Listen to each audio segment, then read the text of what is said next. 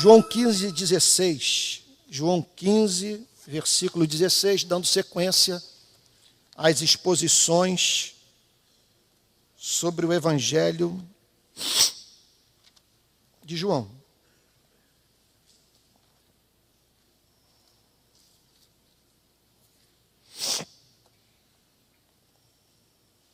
João 15,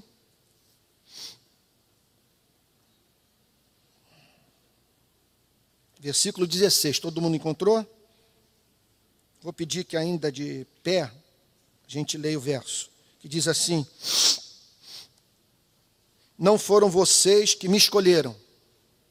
Pelo contrário, eu os escolhi e os designei para que vão e deem fruto. E o fruto de vocês permaneça, a fim de que tudo o que pedirem ao Pai em meu nome, Ele lhes conceda. Pode ficar sentados.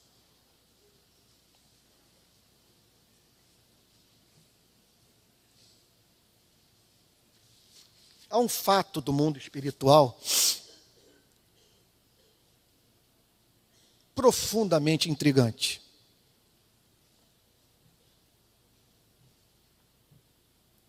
A espécie humana está igualmente caída.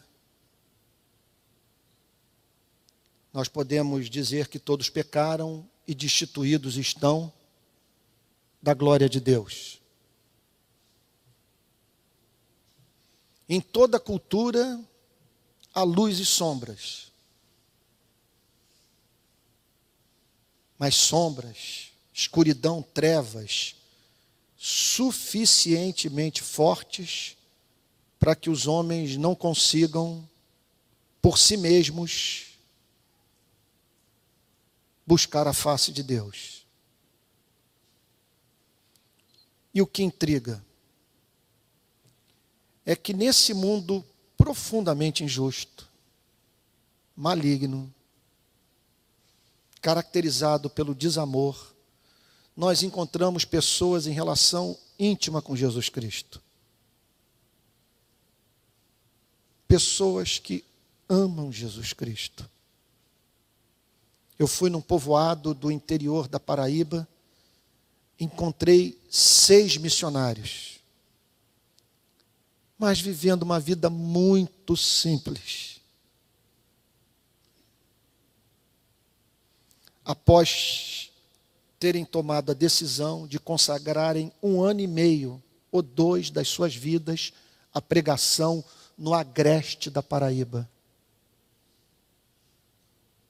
Eu me senti pequeno diante deles. Largaram tudo. Estão numa casa que eu vi uma mesa, uma cadeira, e um quadro na parede. Num ambiente muito hostil à pregação do Evangelho, porque os missionários cristãos ainda sofrem muito no sertão, em razão da oposição exercida pela cultura sertaneja, parte dela profundamente religiosa e de matriz católico-romana, e ainda, portanto, há um conflito, e eles se dedicando ali à pregação do Evangelho. Como explicar isso? Como explicar esse amor por Jesus? Esse desejo de compartilhar Cristo, esse encontro pelo Salvador.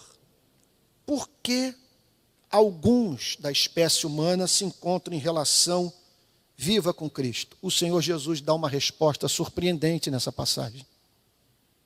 Não foram vocês que me escolheram, pelo contrário, eu os escolhi. Portanto, essa passagem declara que a relação de Cristo conosco é diferente da relação que nós mantemos uns com os outros. Você me é apresentado, eu sou apresentado a você, nós passamos por um período de mútuo conhecimento,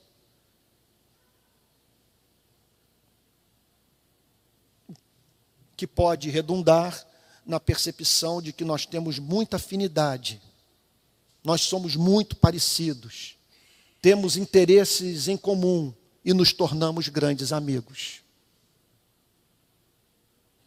A relação nossa com Cristo se dá numa outra base. Ele decretou ser nosso amigo.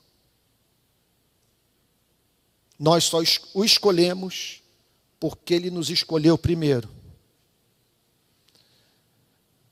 Essa é uma doutrina extensamente presente nas Sagradas Escrituras.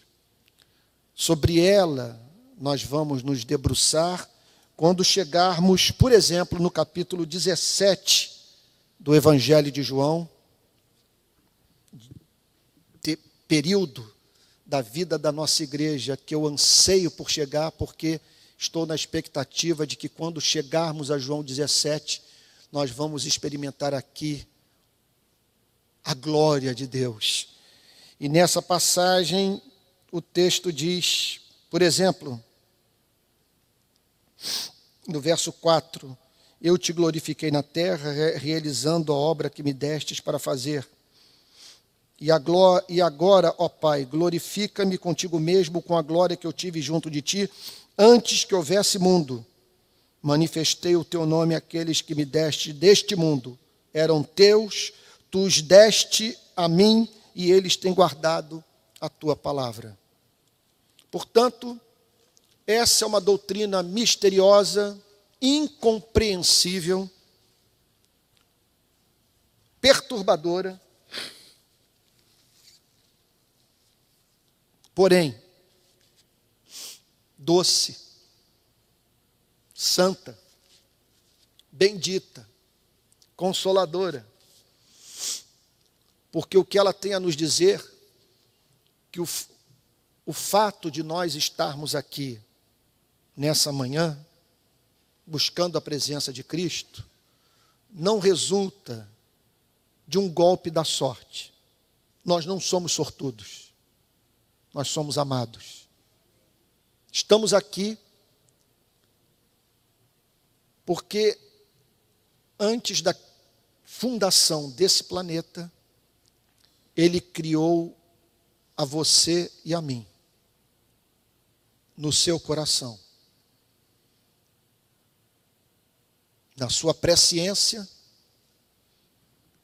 sabendo de antemão no que aconteceria no nosso planeta. Uma mega rebelião, a ponto dos rebeldes se tornarem irreversivelmente rebeldes, exceto se Deus os curasse dessa rebelião. E Ele decretou que curaria a você, curaria a mim, dessa maldade herdada, a fim de que livremente nos voltássemos para Ele. Quais são os frutos da eleição? É essa resposta que o Senhor Jesus, ou melhor, é essa pergunta para a qual o Senhor Jesus apresenta 3 respostas. Número 1, primeiro fruto da eleição. Nós fomos separados para essa redenção, por quê? A resposta que o Senhor Jesus nos dá nessa passagem é que nós fomos escolhidos para que livremente escolhêssemos a Ele. Veja o que diz o verso 15, o verso 16, ainda na parte A. Não foram vocês que me escolheram, pelo contrário, eu os escolhi. O Senhor Jesus, portanto, não está negando a escolha humana. O que Ele está apresentando é a ordem do processo. Quem deu o primeiro passo? E o que Ele declara, preste atenção nisso, é que Ele o viu perdido nos seus delitos e pecados, como ovelha sem pastor. Meu Deus, pense no seu passado. Responda uma pergunta: onde você estaria hoje sem a luz do Evangelho? E Ele disse para si mesmo: não vou permitir que esse se perca eternamente. E a partir, portanto, dessa escolha, ele abriu os olhos do seu coração para que você percebesse aquilo que só o regenerado é capaz de enxergar. Que Cristo é o lírio dos vales, é a estrela da manhã, é amável, é desejável, é o pão da vida, é a luz do mundo, e mais do que tudo você encontra na pessoa bendita do Salvador. Então a eleição tem como objetivo você e eu escolhermos a Cristo. Ele nos elegeu para que nós o elegêssemos como o bem maior da nossa existência. Em segundo lugar, a eleição tem como objetivo manifestar o caráter de Cristo na nossa vida. O que levou o grande pregador batista Charles Spurgeon a declarar: ó amados, jamais se considerem eleitos enquanto não forem santos. Essa é uma doutrina que muitos consideram perigosa, a doutrina da eleição, porque pode levar aquele que passou a nela acreditar a cruzar os braços e dizer que já que ele foi eleito, não há o que ele possa fazer a fim de que a sua salvação seja confirmada, uma vez que tudo já foi decretado, e ele não deve, portanto, se preocupar tanto assim com a forma como conduz a sua vida. No final, ele será salvo, quer ore, quer não ore, quer leia as Sagradas Escrituras, quer não leia as Sagradas Escrituras, quer vigie, quer viva displicentemente. Só que essa doutrina, quando corretamente compreendida, jamais conduz o que nela crê para a prática do pecado. Porque o Senhor Jesus declara: não foram vocês que me escolheram, pelo contrário, eu os escolhi e os designei. Nós fomos escolhidos para o cumprimento de um propósito. Qual o propósito? Eu os escolhi, os designei, para que vão e deem fruto, e o fruto de vocês permaneça. O que ele está dizendo aqui?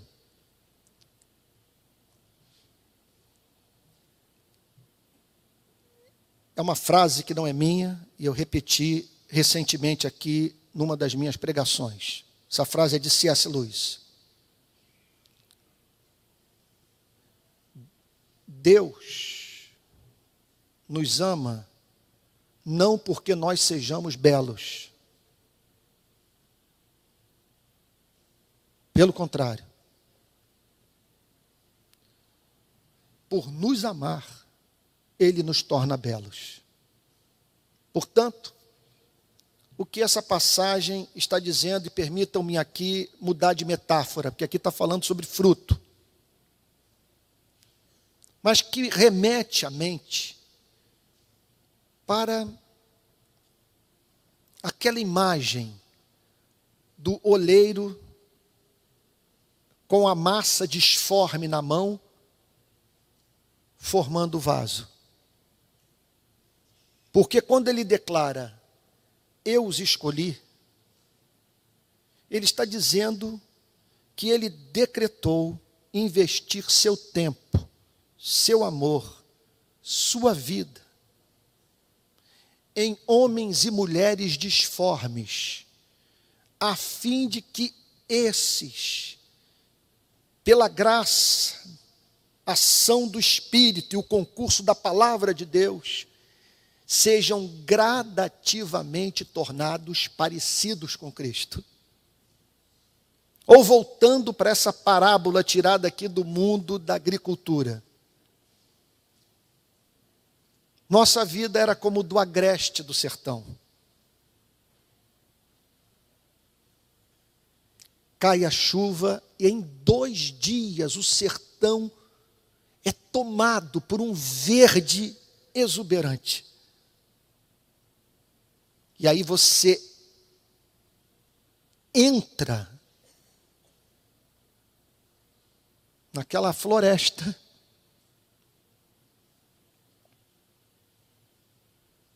e não encontra um fruto, só folha. O que o Senhor Jesus está dizendo é que Ele decretou que por meio dessa escolha a nossa vida passasse a frutificar. Nós, portanto, cumpríssemos a finalidade da nossa existência.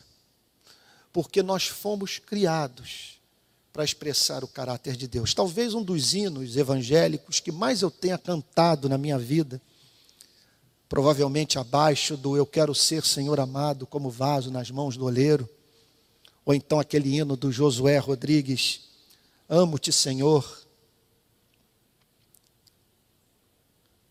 Amo-te, Senhor, porque amo o Senhor, porque Ele ouve a minha voz, porque as minhas súplicas inclinou os seus ouvidos.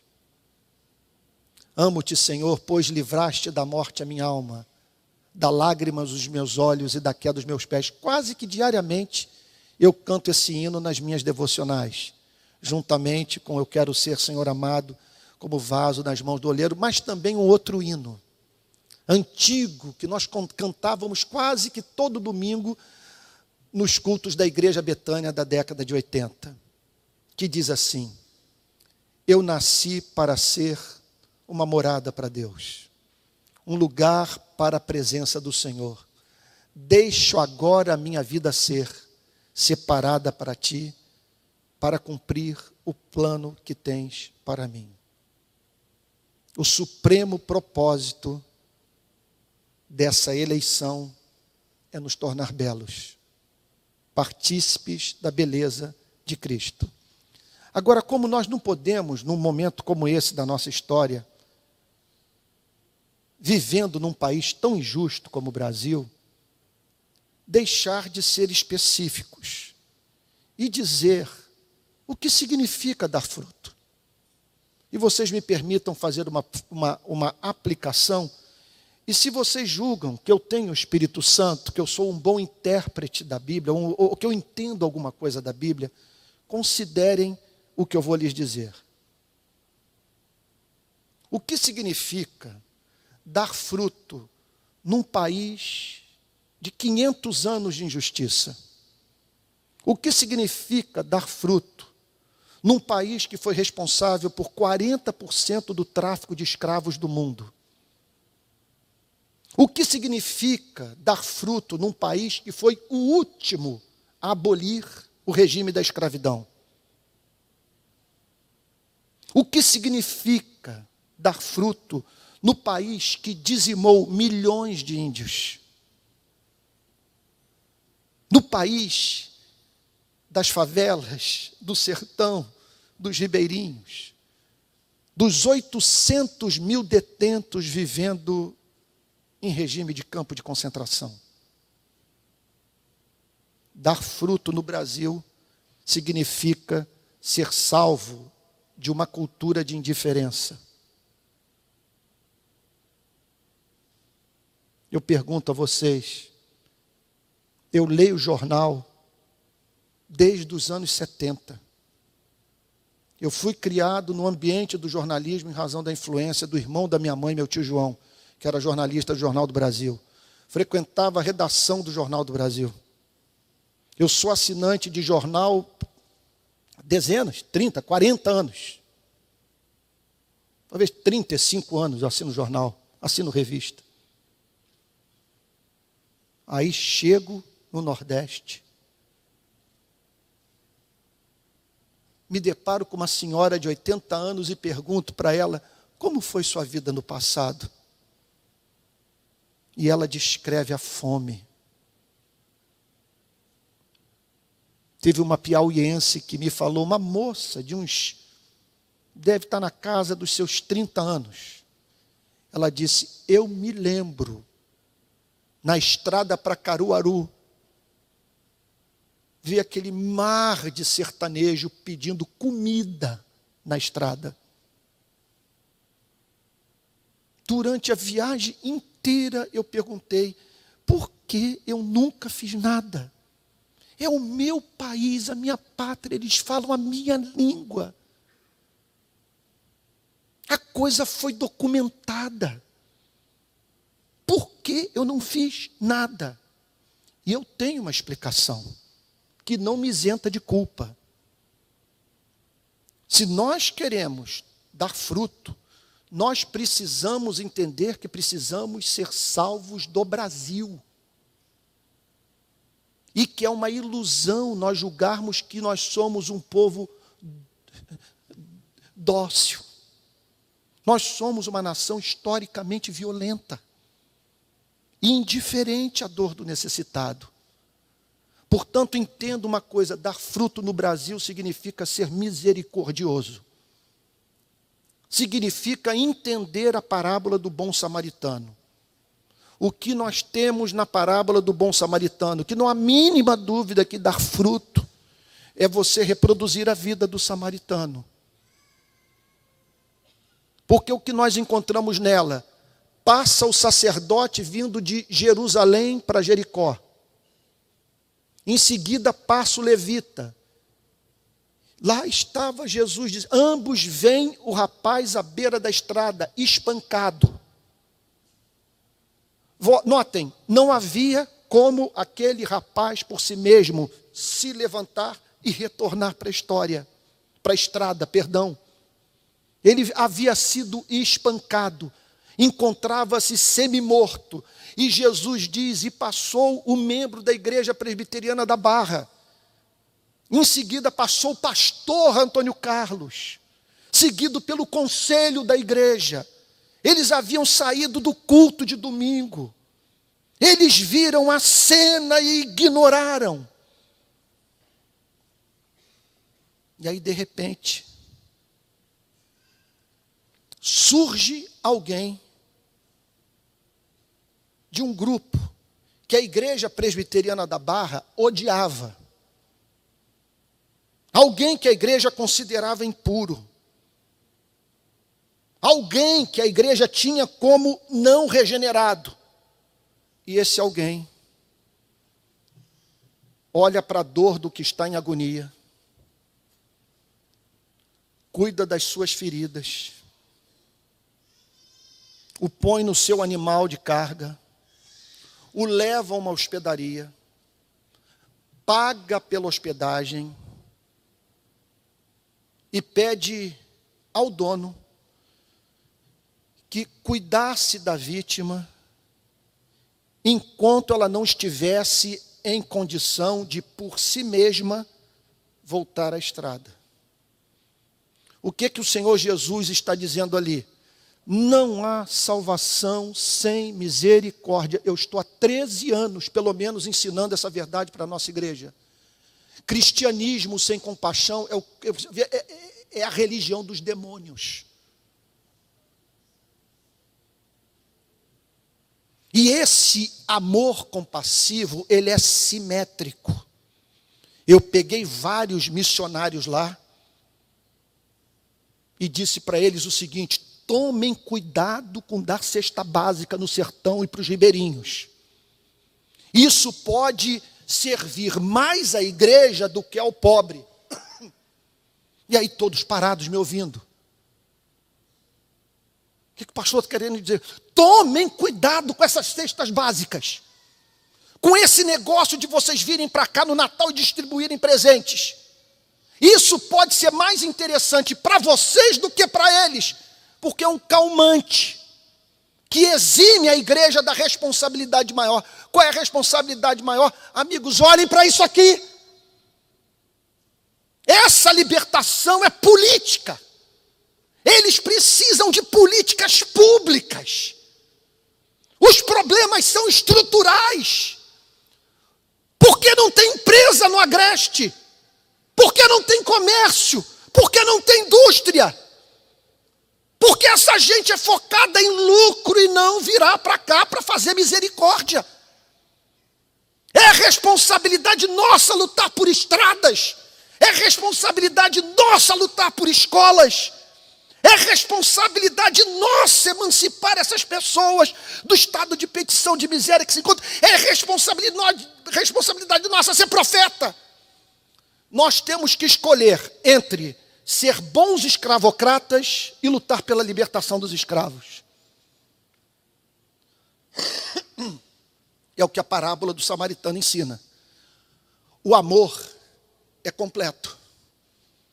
É a experiência que nós tivemos com membros dessa igreja na Polinter de Neves. Vocês estão lembrados da história? Uma das páginas mais lindas da história da Igreja Presbiteriana da Barra. O pai de um membro da nossa igreja parou na Polinter de Neves, acusado de envolvimento com o crime do colarinho branco. O membro da igreja me procura e diz: você pode visitar meu pai? Eu fui visitar o pai. Chego lá, prego o evangelho para o pai. Oro com o pai. Termino a oração, eu procuro o policial civil. Chego para o policial civil.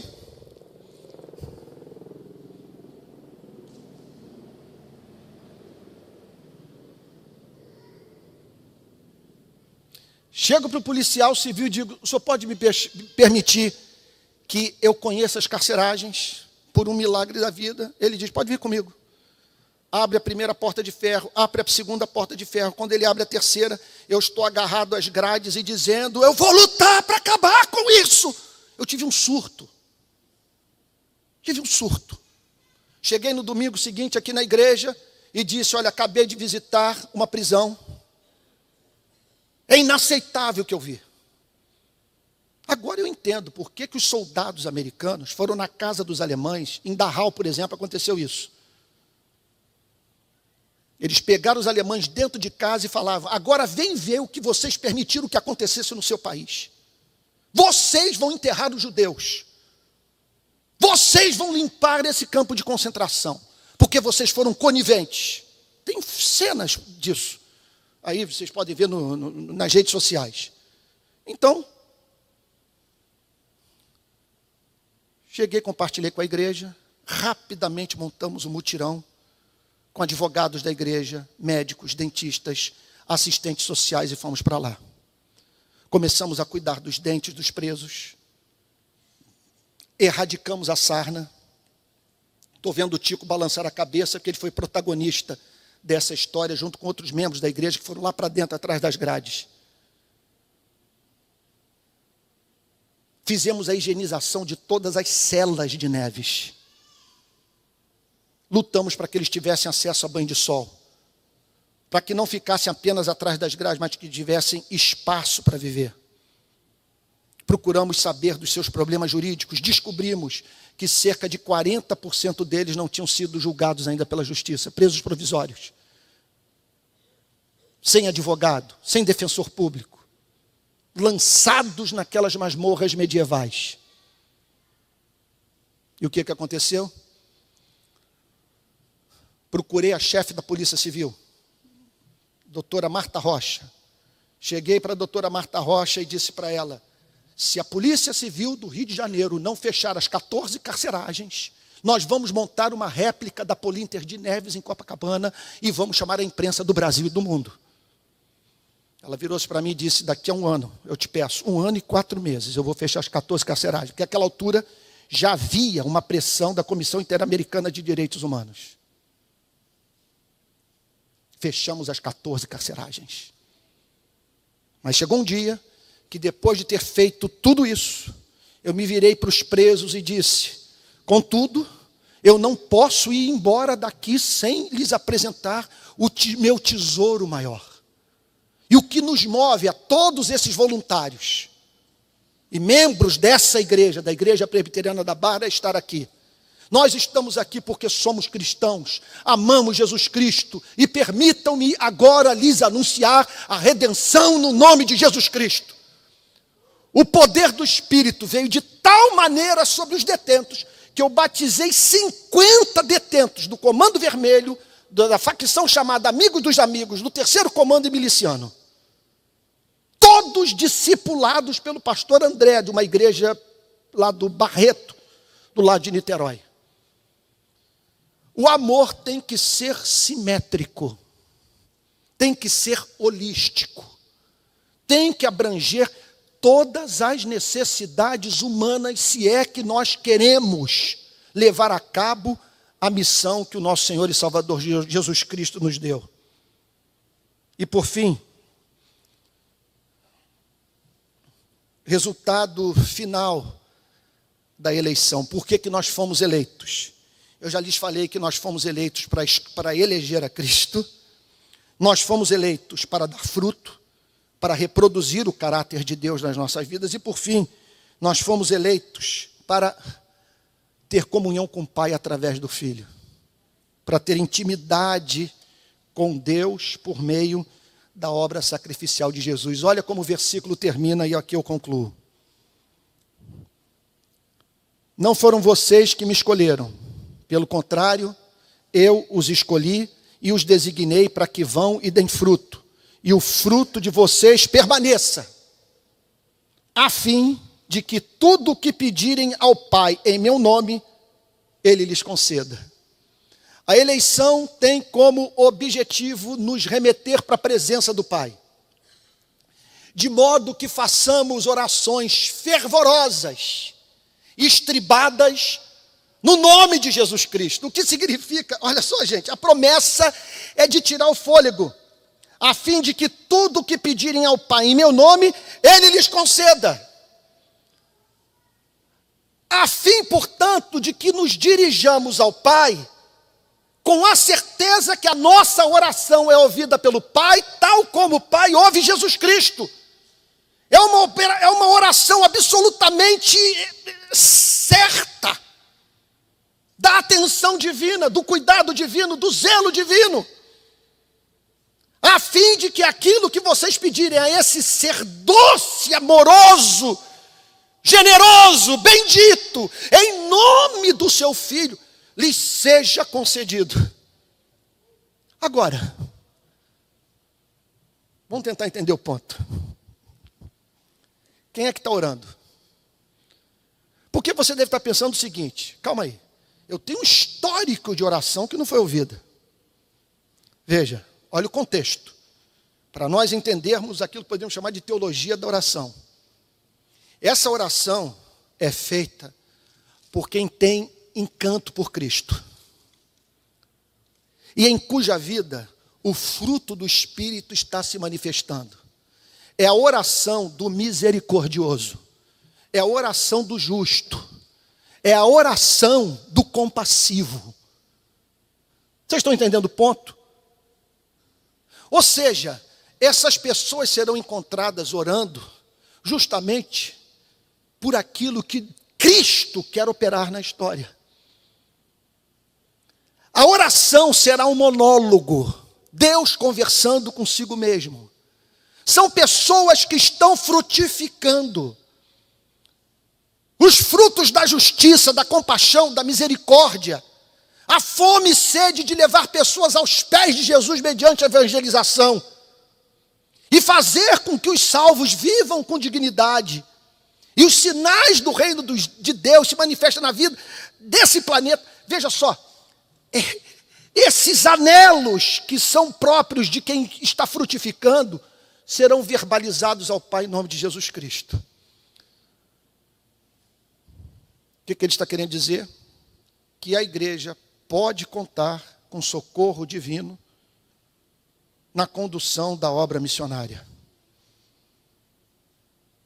desde que essas orações sejam expressões desse caráter transformado.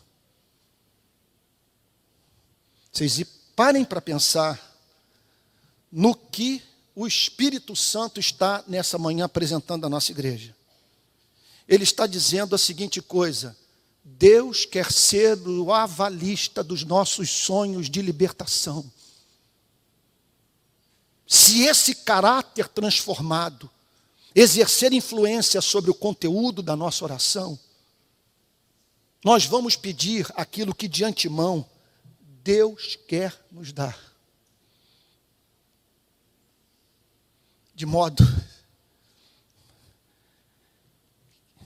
que, como indivíduos e igreja, venhamos a provar de manifestações inconfundíveis da resposta de Deus às nossas orações. Conclusão. Responda 3 perguntas. Você já escolheu a Cristo? É sabido que você escolheu a igreja presbiteriana do Brasil para frequentar. Mas você já escolheu a Cristo? Cristo é o amor da sua vida? Segunda pergunta que eu gostaria de lhe fazer. Sua vida tem dado fruto? Você tem manifestado o caráter de Cristo? Quem está vivendo hoje melhor pelo simples fato de você existir? O seu caráter é simétrico? Você pode dizer que quando você fala sobre amor, você fala em termos da parábola do bom samaritano? Vê o que está à beira da estrada, cura as feridas, coloca-o sobre um animalzinho, conduz para a hospedaria, paga pela hospedagem e garante que aquele que foi encontrado seja colocado de volta na estrada, a fim de se tornar autor da sua própria vida. Terceira e última pergunta. Você tem vida de oração? Você tem orado ao Pai em nome do Filho? É lógico que a obra vai ser pesada para você, se você tentar fazê-la com a força dos seus braços. O que torna tudo mais suave e eficaz é a obra que é feita em parceria com o Pai, mediante oração.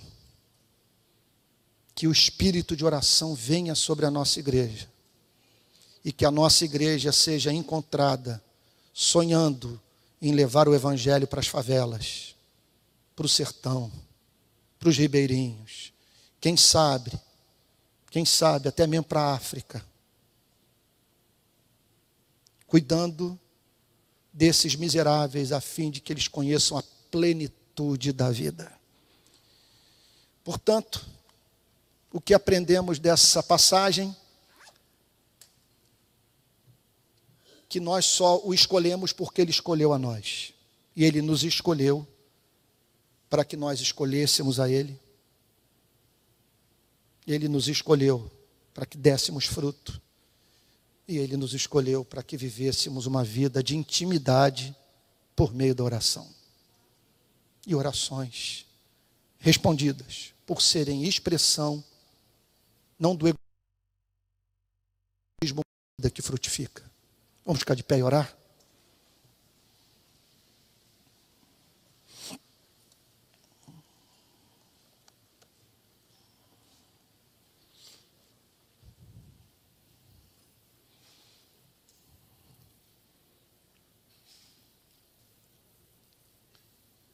Pai Santo,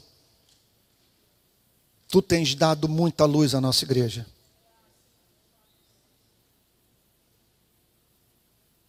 O que estamos fazendo com ela? Que responsabilidade, Senhor.